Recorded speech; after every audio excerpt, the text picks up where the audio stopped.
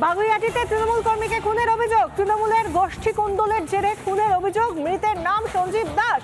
Rod, লাঠি, ইট দিয়ে বেধড়ক মারধরের অভিযোগ। হাসপাতালে নিয়ে গেলে তৃণমূল কর্মী মৃত বলে তাকে ঘোষণা করা হয়। তৃণমূল কর্মীকে পিটিয়ে খুনের অভিযোগ। আটক এখনো পর্যন্ত 13। রড, লাঠি, ইট দিয়ে তাকে বেধড়ক মারধর করা হয়েছে এমনই অভিযোগ উঠে আসছে এবং অভিযোগ তৃণমূলের গোষ্ঠী কুন্দলের জেরেই খুন হয়েছে, তাকে খুন করা হয়েছে। যার নাম, মৃতের নাম সঞ্জীব দাস। তিনি তৃণমূল কর্মী এবং কাঠগড়ায় তৃণমূলের অপর তৃণমূলের গোষ্ঠী দ্বন্দ্বের জেরেই এই ঘটনা, এই খুন, এমনটাই অভিযোগ উঠে আসছে। রড, লাঠি, ইট দিয়ে তাকে বেধড়ক মারধর, তার জেরেই তার মৃত্যু বলে জানা যাচ্ছে এখনো পর্যন্ত। তৃণমূল কর্মীকে যখন হাসপাতালে নিয়ে যাওয়া হয় তখন তাকে মৃত ঘোষণা করা হয়। বাগুইআটি তৃণমূল কর্মী খুনের ঘটনা সিবিআই তদন্তের দাবি জানাচ্ছে দমদম লোকসভার বিজেপি নেতৃত্ব। একদিকে আমরা দেখতে পাচ্ছি বিজেপি কর্মীদের বেধড়ক মারধর করা হয়েছে, সেখানে দেবশ্রী চৌধুরী নিজে আক্রান্ত বিজেপি কর্মীর সঙ্গে কথা বলছেন, আর অপরদিকে বাগুইআটিতে তৃণমূল কর্মী খুন এবং সেক্ষেত্রে তৃণমূলেরই অপর গোষ্ঠী অভিযুক্তের কাঠগড়ায় অভিযুক্ত হিসেবে উঠে আসছে তৃণমূলেরই অপর গোষ্ঠীর নাম, এমনই অভিযোগ। আমাদের সঙ্গে রয়েছেন আমাদের প্রতিনিধি অনুপম পাত্র। অনুপম, এই ঘটনা যেখানে একজন খুন হয়ে গিয়েছে এবং বলা হচ্ছে গোষ্ঠী দ্বন্দ্বের জেরেই তৃণমূল নেতা খুন, কি বলবে, কি জানা যাচ্ছে এখনো পর্যন্ত?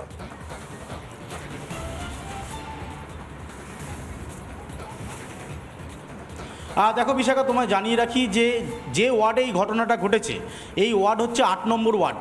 আর গত 17 এপ্রিল এই 8 নম্বর ওয়ার্ডেই এসেছিলেন রাজ্যের বিরোধী দলনেতা শুভেন্দু অধিকারী। সেই সময় তাকে ঘিরে ধরেও বিক্ষোভ দেখিয়েছিল তৃণমূলের কর্মীরা। সেদিন বড় কিছু ঘটে যেতে পারত এমনটা আশঙ্কা করেছিল বিজেপি নেতৃত্ব, তারা থানায় অভিযোগ জানিয়েছিল, কিন্তু কোনো লাভ হয়নি। আজকে সেই ওয়ার্ডেই তৃণমূলের কর্মী খুন হয়ে যাচ্ছেন। এই মুহূর্তে দমদম লোকসভার কনভেনার স্থানীয় বিজেপি নেতা স্বপন রায়চৌধুরী রয়েছে। আপনারা 17 তারিখ যখন শুভেন্দু অধিকারীকে এখানে বিক্ষোভ দেখানো হয়েছিল, আপনারা থানায় অভিযোগ করেছিলেন। এই একই ওয়ার্ডে আজকে তৃণমূল কর্মী খুন হয়ে গেল, কি বলবেন? দেখুন, বিরোধী দলের নেতা আমার বাড়িতে অন্নপূর্ণা পুজোতে এসেছিল, তো আমি ওনাকে রিসিভ করার জন্য দাঁড়িয়েছিলাম। কিছু তৃণমূলের গুন্ডা বাহিনী এখানে দাঁড়িয়েছিল। আমি আইসিকে বারবার বলি যে এখানে এরকমভাবে একটা অপ্রীতিকর ঘটনার জন্য দাঁড়িয়ে আছে।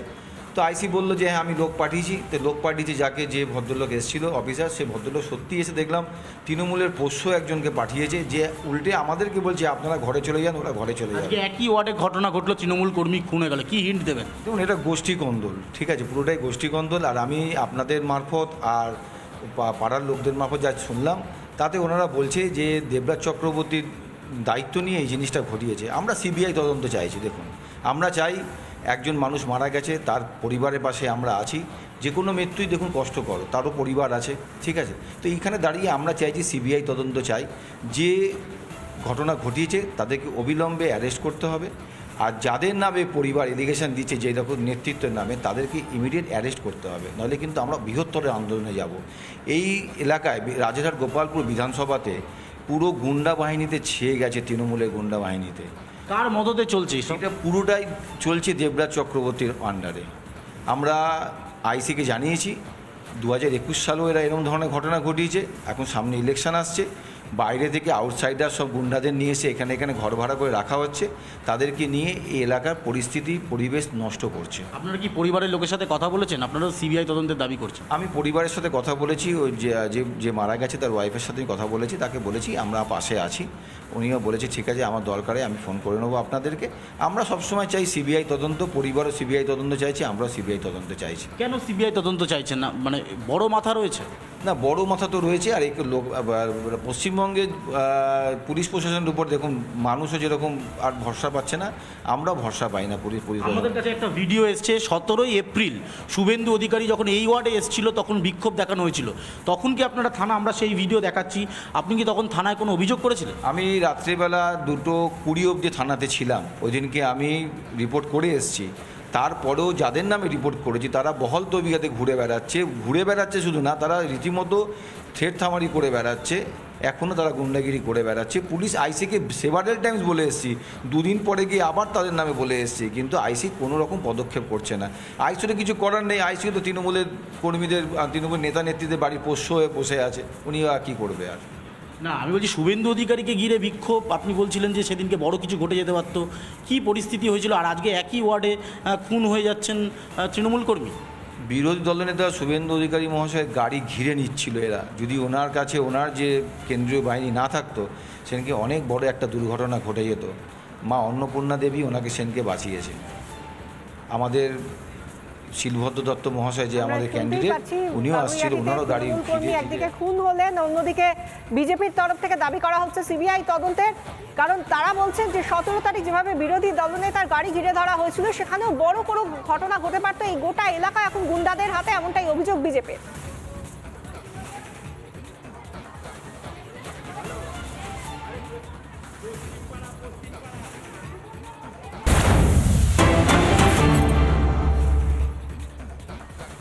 বাগুইআটিতে তৃণমূল কর্মীকে খুনের অভিযোগ, তৃণমূলের গোষ্ঠী কোন্দলের জেরে খুনের অভিযোগ। মৃতের নাম সঞ্জীব দাস। রড, লাঠি, ইট দিয়ে বেধড়ক মারধরের অভিযোগ। হাসপাতালে নিয়ে গেলে তৃণমূল কর্মী মৃত বলে তাকে ঘোষণা করা হয়। তৃণমূল কর্মীকে পিটিয়ে খুনের অভিযোগ। আটক এখনো পর্যন্ত 13। রড, লাঠি, ইট দিয়ে তাকে বেধড়ক মারধর করা হয়েছে, এমন অভিযোগ উঠে আসছে। এবং অভিযোগ তৃণমূলের গোষ্ঠী কোন্দলের জেরেই খুন হয়েছে, তাকে খুন করা হয়েছে। যার নাম, মৃতের নাম সঞ্জীব দাস। তিনি তৃণমূল কর্মী এবং কাঠগড়ায় তৃণমূলের অপর গোষ্ঠী, তৃণমূলের গোষ্ঠী দ্বন্দ্বের জেরেই এই ঘটনা, এই খুন, এমনটাই অভিযোগ উঠে আসছে। রড, লাঠি, ইট দিয়ে তাকে বেধড়ক মারধর, তার জেরেই তার মৃত্যু বলে জানা যাচ্ছে। এখনো পর্যন্ত তৃণমূল কর্মীকে যখন হাসপাতালে নিয়ে যাওয়া হয়, তখন তাকে মৃত ঘোষণা করা হয়। বাগুইআটি তৃণমূল কর্মী খুনের ঘটনা সিবিআই তদন্তের দাবি জানাচ্ছে দমদম লোকসভার বিজেপি নেতৃত্ব। একদিকে আমরা দেখতে পাচ্ছি বিজেপি কর্মীদের বেধড়ক মারধর করা হয়েছে, সেখানে দেবশ্রী চৌধুরী নিজে আক্রান্ত বিজেপি কর্মীর সঙ্গে কথা বলছেন, আর অপরদিকে বাগুইআটিতে তৃণমূল কর্মী খুন এবং সেক্ষেত্রে তৃণমূলেরই অপর গোষ্ঠী অভিযুক্তের কাঠগড়ায় অভিযুক্ত হিসেবে উঠে আসছে তৃণমূলেরই অপর গোষ্ঠীর নাম, এমনই অভিযোগ। আমাদের সঙ্গে রয়েছেন আমাদের প্রতিনিধি অনুপম পাত্র। অনুপম, এই ঘটনা যেখানে একজন খুন হয়ে গিয়েছে এবং বলা হচ্ছে গোষ্ঠী দ্বন্দ্বের জেরেই তৃণমূল নেতা খুন, কি বলবে, কি জানা যাচ্ছে এখনো পর্যন্ত?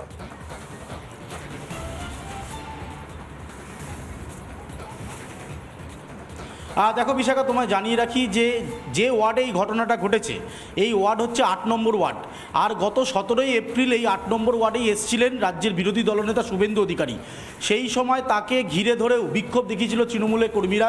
সেদিন বড় কিছু ঘটে যেতে পারত এমনটা আশঙ্কা করেছিল বিজেপি নেতৃত্ব। তারা থানায় অভিযোগ জানিয়েছিল, কিন্তু কোনো লাভ হয়নি। আজকে সেই ওয়ার্ডেই তৃণমূলের কর্মী খুন হয়ে যাচ্ছেন। এই মুহূর্তে দমদম লোকসভার কনভেনার স্থানীয় বিজেপি নেতা স্বপন রায়চৌধুরী রয়েছে।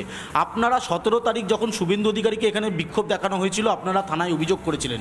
এই একই ওয়ার্ডে আজকে তৃণমূল কর্মী খুন হয়ে গেল, কি বলবেন? দেখুন, বিরোধী দলনেতা আমার বাড়িতে অন্নপূর্ণা পুজোতে এসেছিলো, তো আমি ওনাকে রিসিভ করার জন্য দাঁড়িয়েছিলাম।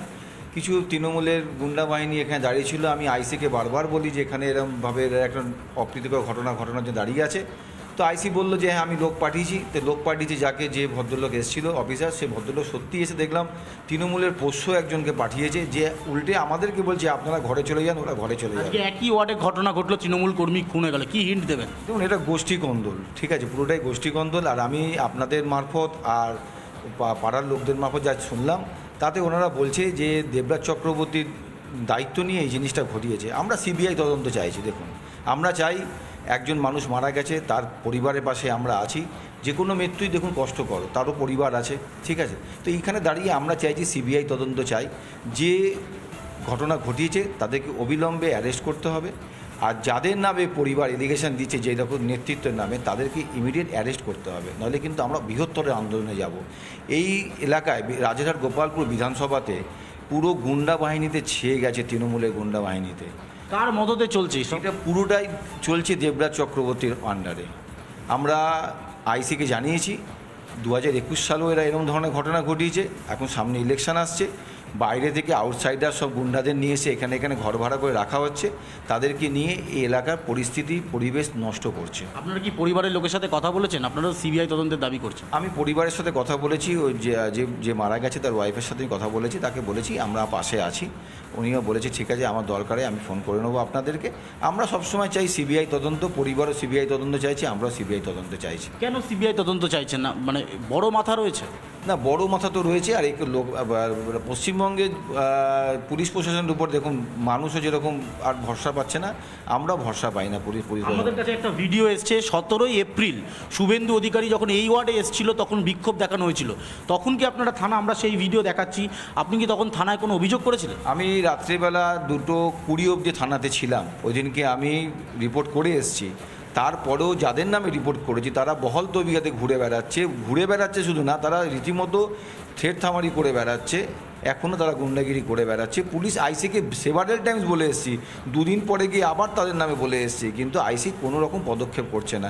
আইসিও কিছু করার নেই, আইসি তো তৃণমূলের কর্মীদের, তৃণমূল নেতা নেত্রীদের বাড়ির পোষ্য হয়ে বসে আছে, উনি আর কী করবে? আর না, আমি বলছি শুভেন্দু অধিকারীকে ঘিরে বিক্ষোভ, আপনি বলছিলেন যে সেদিনকে বড় কিছু ঘটে যেতে পারতো, কী পরিস্থিতি হয়েছিল? আর আজকে একই ওয়ার্ডে খুন হয়ে যাচ্ছেন তৃণমূল কর্মী। বিরোধী দলনেতা শুভেন্দু অধিকারী মহাশয়ের গাড়ি ঘিরে নিচ্ছিল এরা। যদি ওনার কাছে ওনার যে কেন্দ্রীয় বাহিনী না থাকতো, সেদিনকে অনেক বড় একটা দুর্ঘটনা ঘটে যেত। মা অন্নপূর্ণা দেবী ওনাকে সেদিনকে বাঁচিয়েছে। আমাদের শিলভদ্র দত্ত মহাশয় যে আমাদের ক্যান্ডিডেট, উনিও আসছিল, ওনারও গাড়ি একদিকে খুন হলেন, অন্যদিকে বিজেপির তরফ থেকে দাবি করা হচ্ছে সিবিআই তদন্তের। কারণ তারা বলছেন যে 17 তারিখ যেভাবে বিরোধী দলনেতার গাড়ি ঘিরে ধরা হয়েছিল, সেখানেও বড় কোনো ঘটনা ঘটে পারতো। এই গোটা এলাকা এখন গুন্ডাদের হাতে, এমনটাই অভিযোগ বিজেপির।